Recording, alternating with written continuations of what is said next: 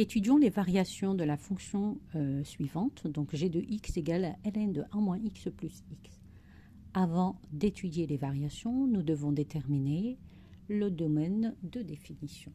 Donc cette fonction n'est définie que si 1 moins x est strictement supérieur à 0. Donc x strictement inférieur à 1. Donc le domaine de définition de cette fonction, elle est de moins l'infini, 1 ouvert. Nous avons déterminé le domaine de définition. Nous devons calculer les limites aux bornes de ce domaine de définition et en déduire toutes les asymptotes existantes. Donc la première asymptote déjà est égale à x égale à 1. Donc on voit que x égale à 1 est une asymptote verticale. Alors calculons la limite de g de x quand x tend vers moins l'infini. Elle est égale à la limite de ln de 1 moins x plus la limite de x. Donc vous allez obtenir directement donc une forme indéterminée, donc l'infini moins l'infini. Et pour lever cette indétermination, nous allons passer par les croissances comparées. Donc x est la fonction prédominante. Donc quand x tend vers moins l'infini, g de x va tendre vers moins l'infini. Maintenant, calculons la limite de g de x quand x tend vers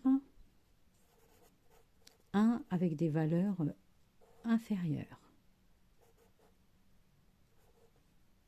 Donc nous allons imaginer les 0,99999. Donc on le calcule ensemble. Donc ça sera la limite de ln de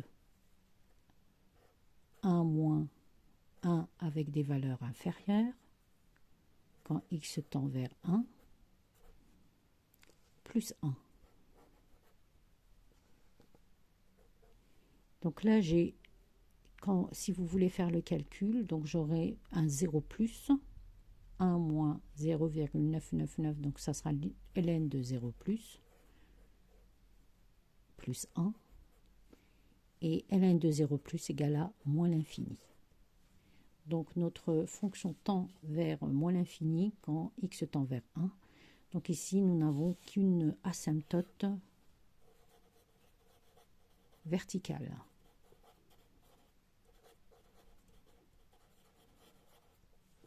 Calculons maintenant la dérivée de cette fonction.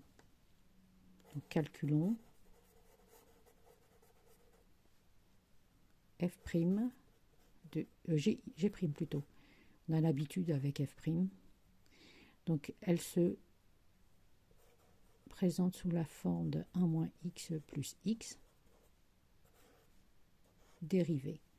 Donc je sais que la dérivée de ln de u est égale à u' sur u.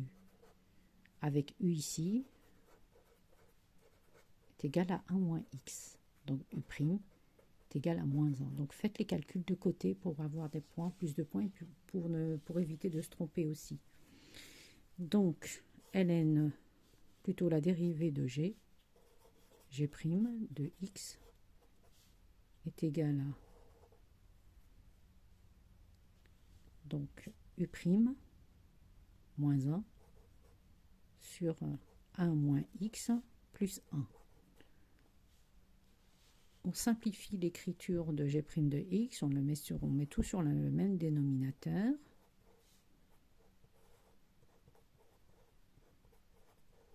Et on obtient donc moins x sur 1 moins x. Moins 1 plus 1, 0, donc on obtient moins x. On établit un tableau de signes. Donc le tableau de signes, donc on a de moins l'infini jusqu'à 1 avec des valeurs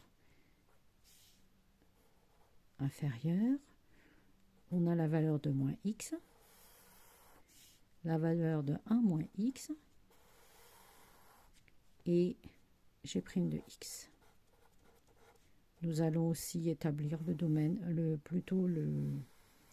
tableau de variation ici, juste à côté. Donc, variation de g de x. Utilisez une règle pour que ça soit plus propre. Alors, moins x s'annule en 0. Je vais le mettre ici. Donc, il n'annule pas. 0 annule la dérivée. 1 annule 1 moins x, rend indéterminé la dérivée et indéterminé la fonction. De moins l'infini à 0, moins x est positif.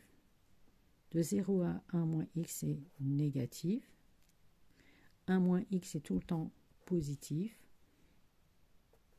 quel que soit x appartenant à moins l'infini 1. Donc le plus sur plus nous donne un plus et le moins sur plus nous donne un moins. La fonction est donc croissante, puis décroissante.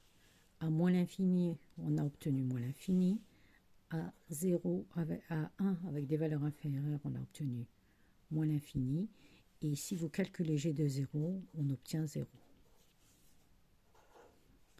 Donc notre fonction observe un maximum à 0. Elle est croissante puis décroissante.